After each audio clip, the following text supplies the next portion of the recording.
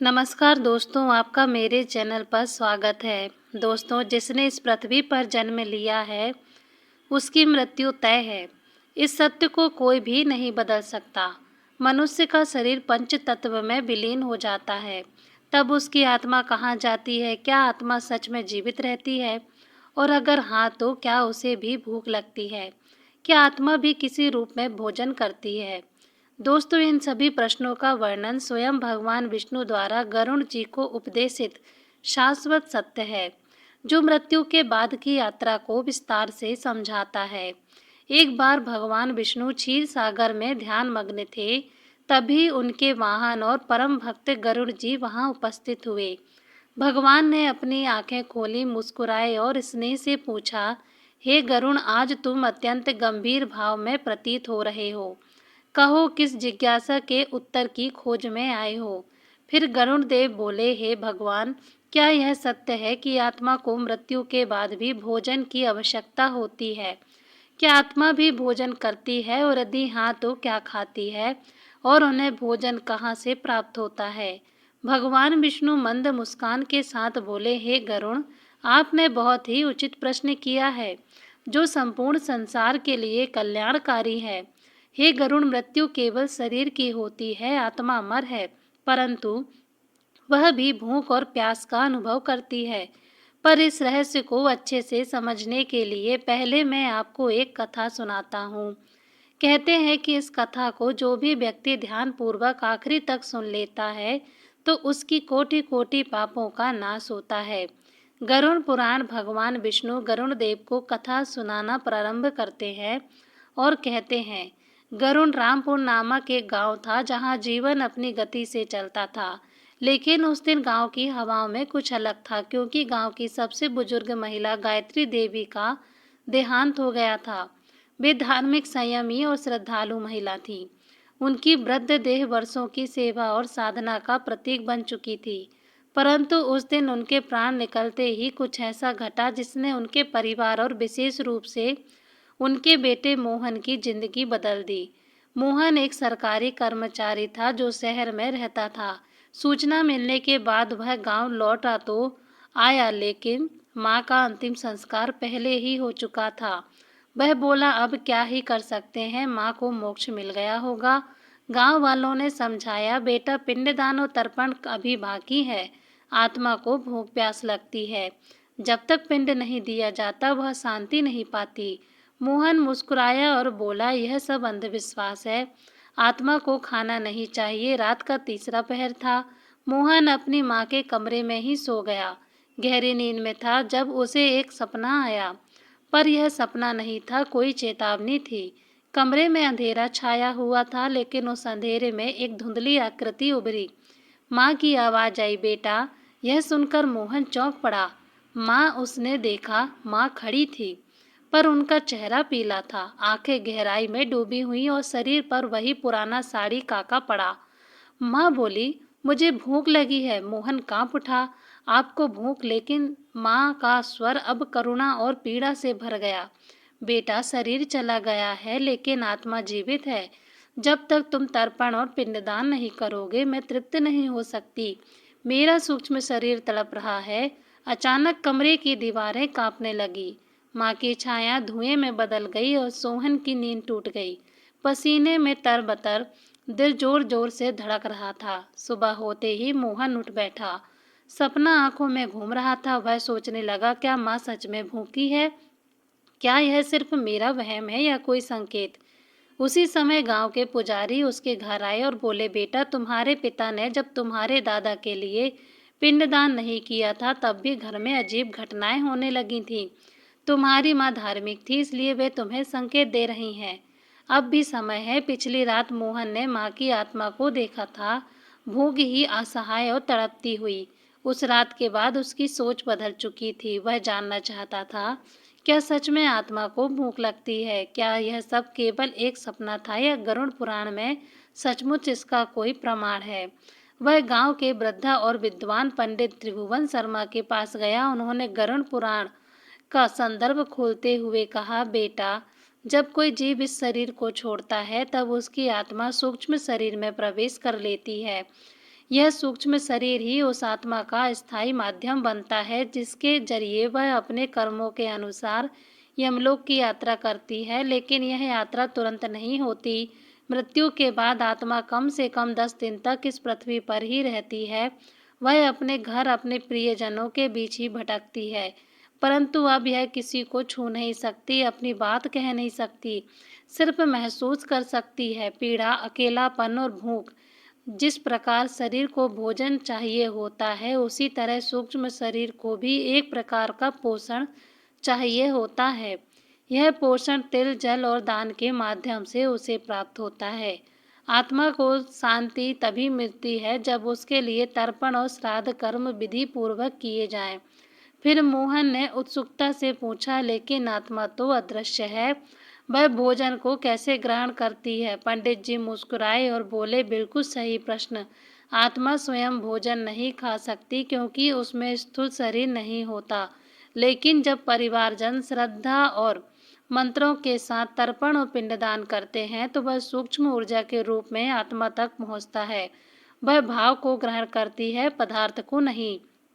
यदि तर्पण श्रद्धा और प्रेम से किया जाता है तो आत्मा तृप्त हो जाती है, लेकिन यदि इसे अपेक्षा से किया गया या बिल्कुल ना किया गया तो आत्मा भूखी रह जाती है। यह सुनकर सोहन भयभीत हो गया। फिर पंडित जी बोले, जब आत्मा को उसकी भूख का समाधान नहीं मिलता तो वह धीरे धीरे क्रोधित और व्याकुल हो जाती है।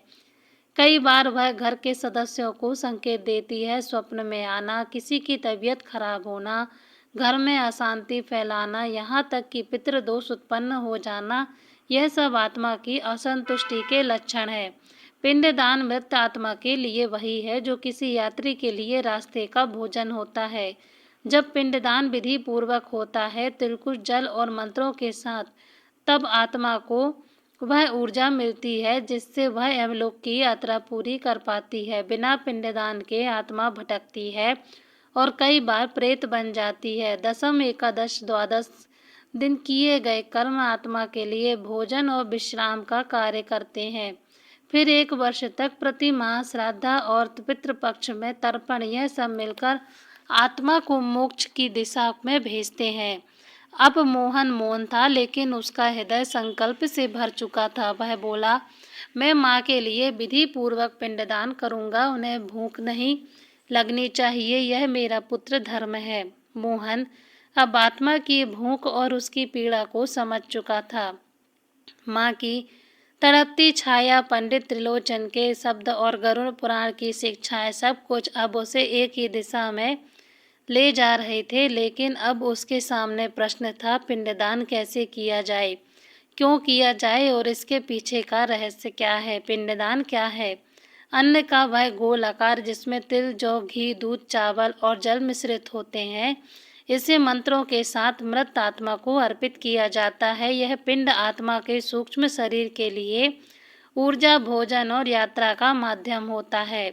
गरुड़ पुराण में लिखा है, पिंडनी तीर्थन तृप्ति पितरा सदा, अर्थात पिंडदान तीर्थ, जल और अन्न के माध्यम से पितर सदा तृप्त होते हैं।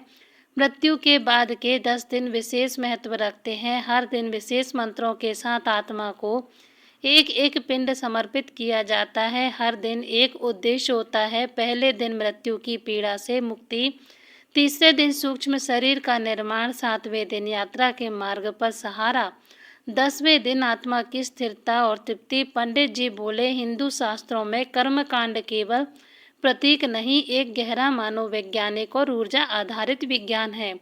पिंडदान में प्रयुक्त तिल नकारात्मक ऊर्जा को शुद्ध करता है, जल भावनाओं का माध्यम बनता है।